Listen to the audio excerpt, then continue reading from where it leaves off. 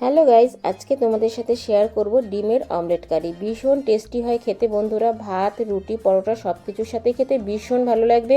দেখতে থাকো আমার আজকের এই রেসিপিটা, আশা করি তোমাদের ভালো লাগবে। বাই দ্য ওয়ে, আমি শম্পার ইউটিউব চ্যানেলে তোমাদের সবাইকে ওয়েলকাম। চলো দেখে নেওয়া যাক আমার আজকের এই রেসিপিটা। এই রেসিপিটা করার জন্য আমি এখানে একটা বড় বাটি নিয়েছি। এই বাটিতে আমি 3টে ডিম ফাটিয়ে নেব। ডিমটা তোমরা কম বেশি করে নিতে পারো বন্ধুরা। আমি আজকে 3টে ডিম দিয়েই তোমাদেরকে এই রেসিপিটা বানিয়ে দেখাচ্ছি। দেখো ডিম 3টে ফাটানো হয়ে গেছে। এবার ডিমের মধ্যে আমি দিয়ে দিলাম পরিমাণ মতো লবণ, দিয়ে দিলাম হাফ চামচ কাশ্মীরি লঙ্কার গুঁড়ো। এবার আমি ভালো করে ডিমটাকে ফ্যাটিয়ে নেব।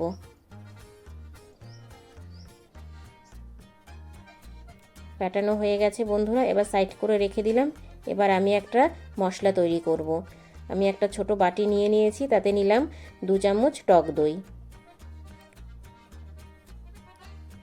দিয়ে দিলাম হাফ চামচ হলুদ গুঁড়ো, 1 চামচ লঙ্কার গুঁড়ো, 1 চামচ জিরের গুঁড়ো, হাফ চামচ ধনের গুঁড়ো। এবার অল্প জল দিয়ে মশলাটা আমি ভালো করে মিক্স করে নেব।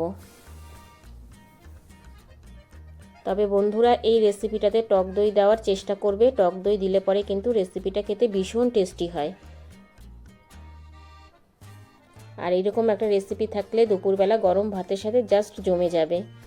এই দেখো আমি এখানে একটা ফ্রাই প্যান বসিয়েছি, তাতে দিয়ে দিয়েছি 1 চামচ সাদা তেল। তেলটা ভালো করে গরম হয়ে গেছে। এবার আমি বাটিতে করে ডিম তুলে নিয়েছিলাম। আমি 3টে ডিম একসাথে ফাটিয়েছিলাম, সেই জন্য আমি এইরকম ছোট বাটিতে 3টে ডিমটা আলাদা করে নিয়েছিলাম মামলেট করার জন্যে। দেখো ডিমটা ফ্রাই প্যানে দিয়ে আমি এইভাবে মামলেট করে নিচ্ছি, চারিদিকটা ছড়িয়ে দিয়েছি। এই দেখো এবার আমি মামলেটটা ভাজ করে নিচ্ছি। কিভাবে ভাজ করছি দেখতে থাকো, ভিডিওটা কেউ স্কিপ করবে না, পুরোটা ভিডিও দেখার অনুরোধ রইল। আর রান্নার ভিডিও যদি পুরোটা তোমরা না দেখো বুঝতে পারবে না রেসিপিটা। মামলেটটা আমি এইভাবে ভাজ করে নিচ্ছি। ভীষণ টেস্টি একটা রেসিপি বন্ধুরা, অবশ্যই বাড়িতে একবার ট্রাই করবে, আর ভালো লাগলে বেশি বেশি করে শেয়ার করে দিও। দেখো মামলেটটা আমার ভাজ করা হয়ে গেছে। এবার একটু এপিট ওপিট ভেজে মামলেটটা আমি তুলে নেব।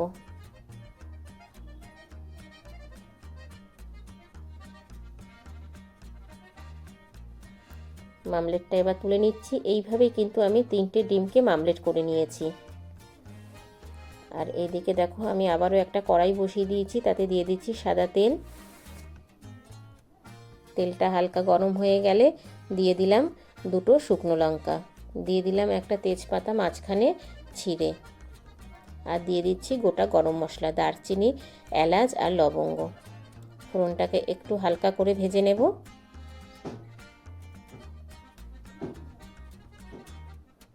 ফোড়নটা একটু ভাজা ভাজা হয়ে গেছে। এবার আমি একটা বড় সাইজের পেঁয়াজ কুচিয়ে দিয়ে দিলাম।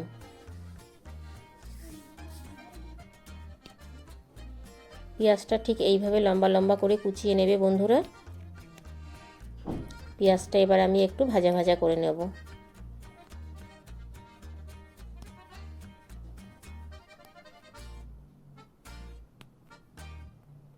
পেঁয়াজটা হালকা ভাজা হয়ে গেছে বন্ধুরা। এবার আমি ছোট একটা টমেটো একদম ছোট ছোট করে কুচিয়ে রেখেছিলাম, সেই টমেটোটা দিয়ে দিলাম।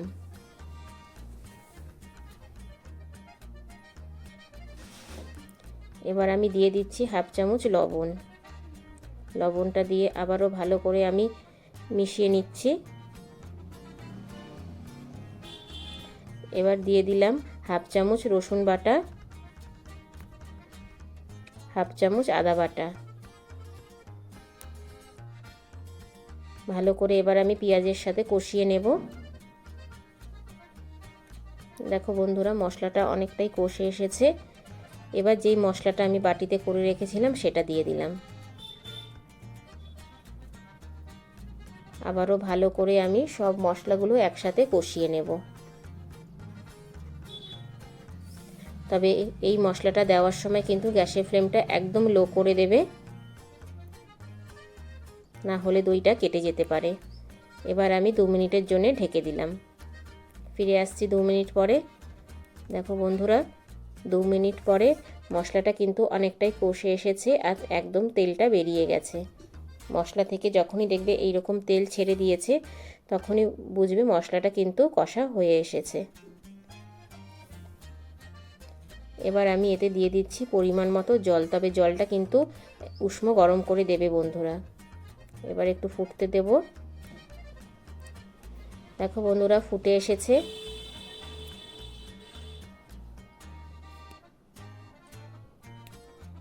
ঝোলটা ফুটে গেছে। এবার আমি যেই মামলেটগুলো করে রেখেছিলাম সেগুলো দিয়ে দিচ্ছি।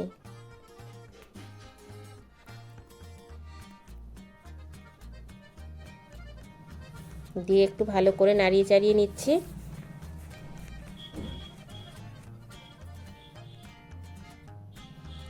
আবারও গ্যাসের ফ্লেমটা লো করে আমি 2 মিনিটের জন্য ঢেকে দেবো। ফিরে আসছি বন্ধুরা 2 মিনিট পরে। এই দেখো কতটা সুন্দর হয়েছে। এবার আমি ওপর থেকে ছড়িয়ে দিচ্ছি কুচনো কাঁচা লঙ্কা। 2টো কাঁচা লঙ্কা আমি কুচিয়ে রেখেছিলাম, সেটা দিয়ে দিলাম। দিয়ে দিচ্ছি হাফ চামচ গরম মশলার গুঁড়ো।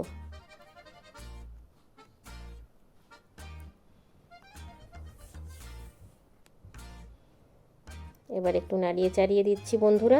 আমার কিন্তু ডিমের অমলেট কারি একদম রেডি।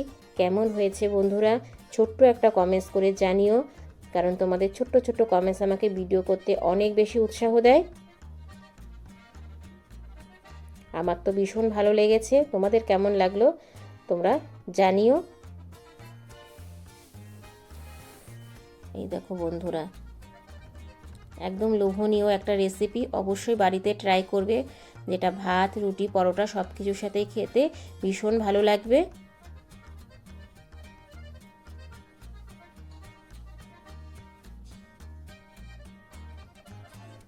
এবার আমি একটা প্লেটে সার্ভ করে নেব।